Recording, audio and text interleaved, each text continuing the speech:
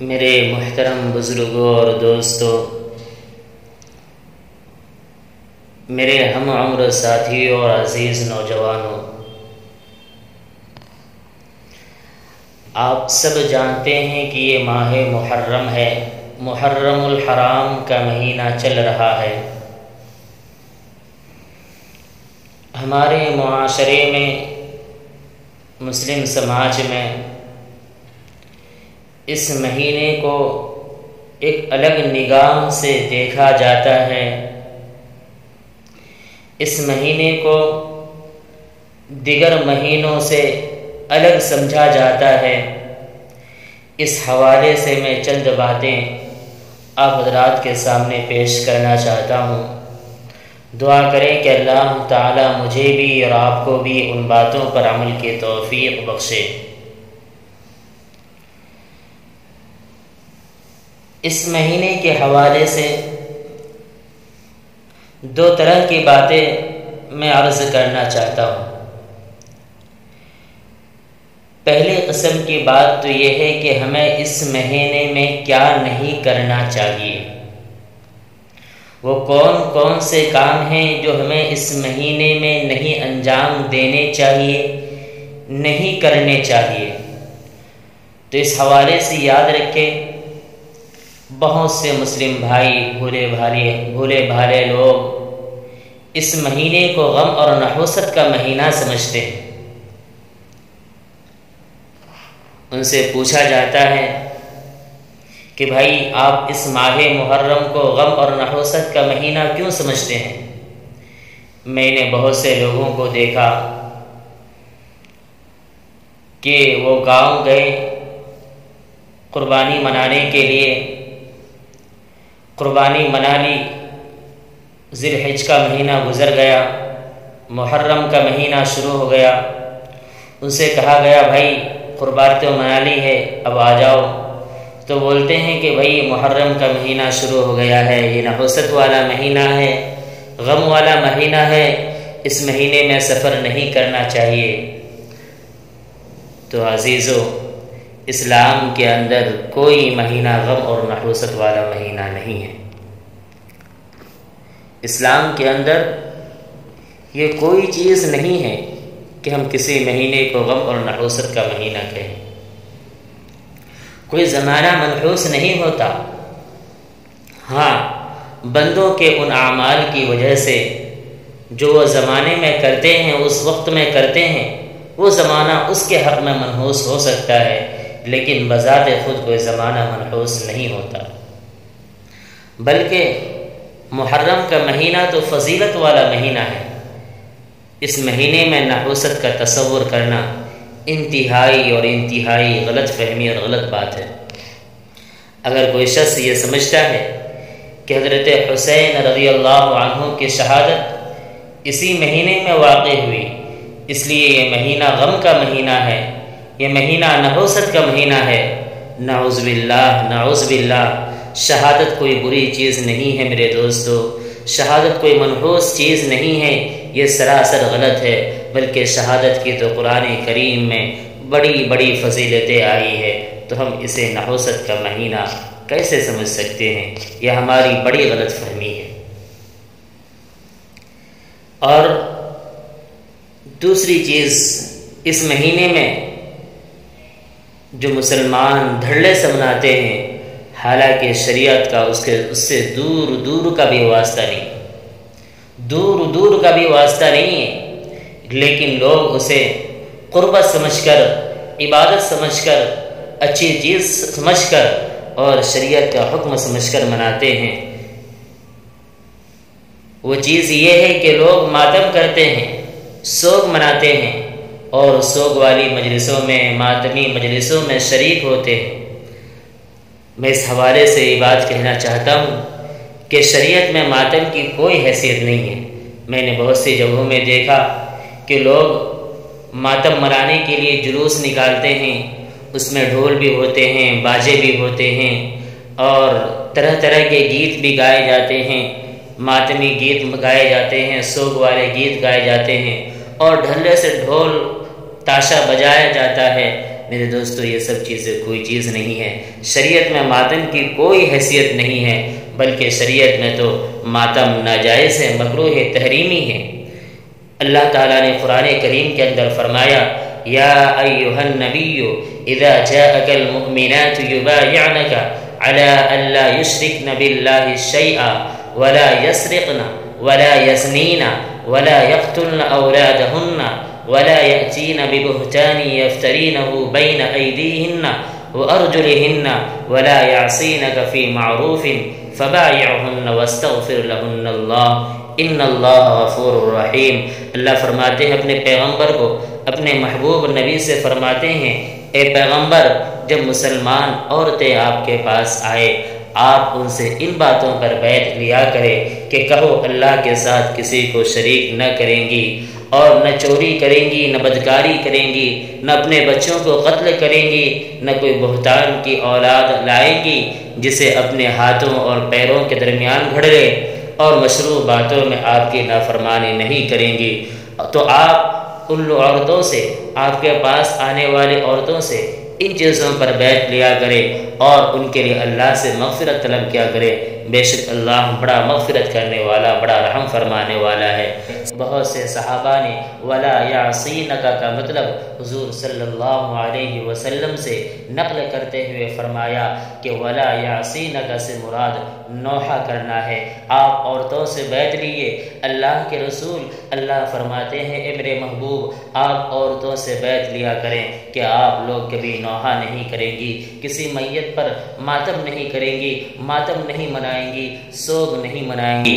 چنانچہ ام عطیہ رضی اللہ عنہا سے مروی ہے، انہوں نے فرمایا بیعت کے وقت نبی کریم صلی اللہ علیہ وسلم نے ہم سے اس بات کا عہد لیا کہ ہم نوحہ نہیں کریں گی، نوحہ نہیں کریں گی۔ اور میرے عزیزو بہت سارے احادیث میں بھی ماتم کی ممانعت آئی ہے۔ میں آپ کو کیا بتاؤں اور کہاں تک بتاؤں، بس ایک حدیث حضرت ابو ہریرہ رضی اللہ عنہ کی سماعت فرما لے۔ حضرت ابو ہریرہ رضی اللہ عنہ سے مروی ہے، انہوں نے فرمایا رسول اللہ صلی اللہ علیہ وسلم نے فرمایا لوگوں میں دو چیزیں ایسی ہیں جو ان کے ساتھ کفر ہے، جن کا کرنا کفر ہے۔ نمبر ایک کسی کے نسب کے اندر طعنہ مارنا، نمبر دو میت کے اوپر نوحہ کرنا۔ یہ دو چیزیں کفر ہے، اللہ کے نبی صلی اللہ علیہ وسلم نے تو اس سے منع فرمایا ہے۔ پھر ہم کیسے ماتم کر سکتے ہیں، ماتمی جلوس نکال سکتے ہیں، ڈھول تاشے بجا سکتے ہیں اور ان ماتمی مجلسوں میں شریک ہو سکتے ہیں؟ اگر ہمارے گاؤں میں، ہمارے محلے میں کوئی شخص اس کے لیے تیار ہوتا ہے تو ہمیں اسے روکنا چاہیے، بلکہ اگر یہ شخص روکنے کے باوجود بھی نہیں مانتا ہے تو ہمیں اس کی مدد بھی نہیں کرنی چاہیے۔ اگر وہ ہم سے چندہ مانگنے آتا ہے تو ہمیں چاہیے کہ ہم کسی طرح اس کو روکنے کی کوشش کریں، سمجھائے نہ سمجھانے سے نہ مانے تو کم از کم اپنے آپ کو اس میں شریک ہونے سے بچائے، چندہ دے کر اپنے آپ کو ان چیزوں میں مشغول نہ کرے، اپنے آپ کو شریک ہونے سے بچائے۔ انشاءاللہ اگر ہم اس طرح کریں گے تو ایک دن آئے گا کہ یہ چیزیں آہستہ آہستہ ہمارے معاشرے سے ختم ہو جائیں گی۔ تیسری چیز جو اس مہینے میں ہم مسلمانوں کو نہیں کرنا چاہیے وہ ہے اظہار غم کے لیے کالا لباس پہننا، سیاہ لباس پہننا۔ یاد رکھیں میرے بھائیوں، فی نفسی ہی سیاہ رنگ کا لباس پہننا جائز ہے، شریعت کے اندر مکروہ نہیں ہے، لیکن آج کل کے حالات کے حساب سے، ہمارے ماحول اور سماج کے حساب سے اس مہینے میں اظہار غم کے لیے کالا لباس پہنا جاتا ہے۔ غم منانے کے لیے، سوگ منانے کے لیے، ماتم منانے کے لیے کالا لباس پہنا جاتا ہے، سیاہ پوشاک پہنی جاتی ہے۔ گرچہ آپ اس نیت سے نہیں پہنتے، لیکن دور سے دیکھنے والے سمجھنے والے سمجھیں گے کہ آپ کا بھی یہی عقیدہ ہے۔ مشابہت سے بچے، ایسی چیزوں میں اپنے آپ کو ان جیسا دکھانے سے بچے، بلکہ کوئی آپ کو ان جیسا سمجھے، اس لیے آپ ان چیزوں سے بچے۔ اس مہینے میں جہاں تک آپ سے ہو سکے ایسے عقیدوں سے، ایسی چیزوں سے اور مشابہت کی چیزوں سے اپنے آپ کو بچانے کی کوشش کریں۔ اور چوتھی چیز اس مہینے کے حوالے سے جو بڑی ہی مشہور ہے، سب لوگ جانتے ہیں، آپ بھی جانتے ہیں، آپ نے بھی بہت سی جگہوں میں دیکھا، آپ کے گاؤں میں بھی یہ چیزیں ہیں کہ لوگ 10 محرم کو حضرت حسین رضی اللہ عنہ اور دیگر شہدائے کربلا کے نام کی سبیل لگاتے ہیں، مخصوص کھانا بناتے ہیں، کھچڑا بناتے ہیں، حلیم پکاتے ہیں، لوگوں میں تقسیم کرتے ہیں، ان سے پوچھتے ہیں بھائی آپ یہ کیوں کر رہے ہیں، سبیل کیسی، مخصوص کھانا کیسا، حلیم کیسا، یہ کھچڑا کیسا؟ کہتے ہیں حضرت حسین رضی اللہ عنہ پیاسے شہید ہو گئے، پیاس تھی، پانی کی طلب تھی، پانی پیے بغیر وہ شہید ہو گئے، اس لیے ہم سبیل لگاتے ہیں تاکہ پانی ان کو پہنچ جائے۔ ارے عقل کے مارو، سوچو تم دنیا کے اندر لوگوں کو پانی پلاتے ہو، کیا یہ پانی ان کو پہنچ جاتا ہے؟ اللہ قرآن کریم کے اندر فرماتے ہیں یا ایھا الذین آمنوا استعینوا بالصبر والصلاۃ ان اللہ مع الصابرین ولا تقولوا لمن يقتل في سبیل اللہ اموات۔ اللہ فرماتے ہیں او میرے اوپر ایمان لانے والو، او مجھے خدا سمجھنے والو، سنو، غور سے سنو، میری راہ میں شہید ہونے والا، میری راہ میں قتل ہو کر مرنے والا، میری راہ میں اپنی جان نثار کرنے والا مردہ نہیں ہے، تمہاری نظروں میں مردہ ہے، تمہاری نظروں میں میت ہے، حقیقت میں وہ مردہ نہیں ہے، تم انہیں مردہ نہ کہو، تم انہیں مرا ہوا نہ کہو۔ اللہ دوسری جگہ فرماتے ہیں لا تحسبن الذین قتلوا فی سبیل اللہ امواتا۔ اللہ فرماتے ہیں میری راہ میں جو شہید ہو جائے تم انہیں مرا ہوا گمان نہ کرو، تم انہیں مردہ خیال نہ کرو۔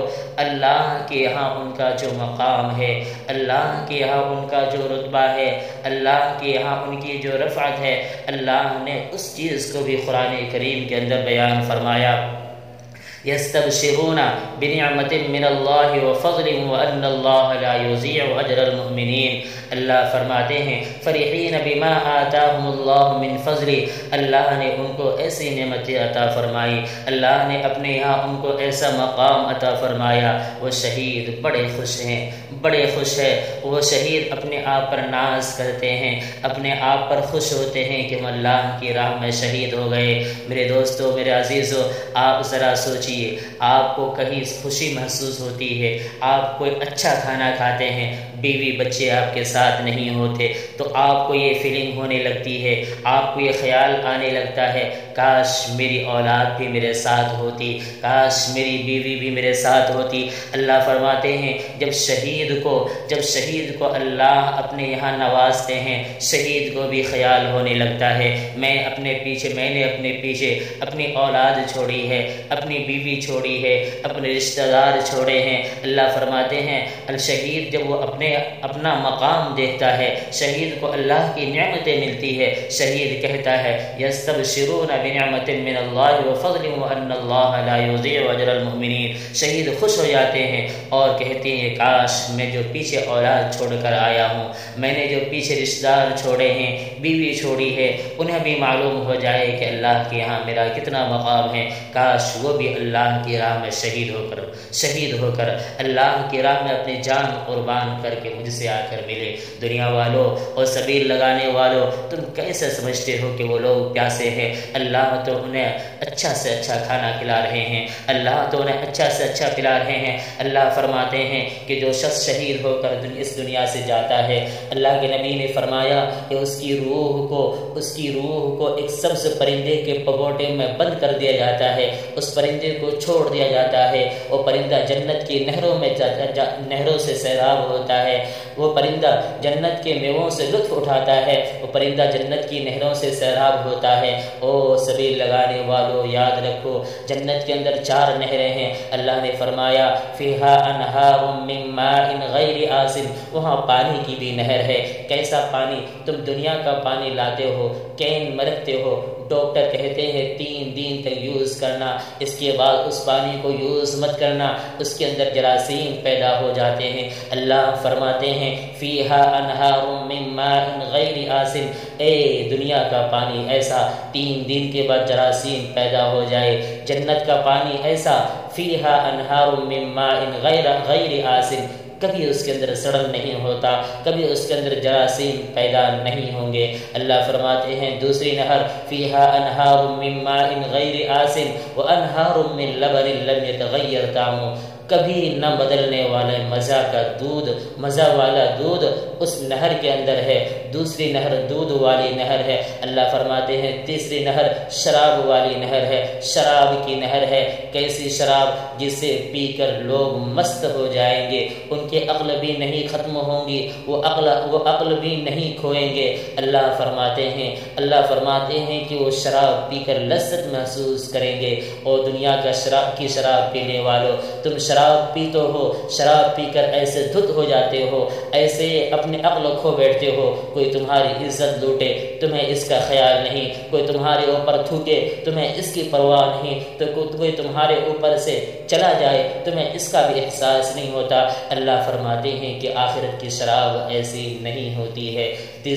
چوتھی نہر اللہ فرماتے ہیں وعسل مصفا، صاف و شفاف شہد کی نہر ہے۔ یہ 4 نہریں ہیں، شہید کی روح کو سبز پرندے کے پپوٹے میں بند کر کے ان 4 نہروں میں چھوڑ دیا جاتا ہے، وہ شہید کی روح ان 4 نہروں سے سیراب ہونے لگتی ہے۔ اے سبیل لگانے والوں، کیا تمہارا پانی ان کو پہنچا؟ جبکہ وہ تو جنت کی 4 نہروں سے سیراب ہو رہے ہیں، جنت کی 4 نہروں سے پانی پی رہے ہیں، دودھ پی رہے ہیں، شراب پی رہے ہیں، شہد یوز کر رہے ہیں۔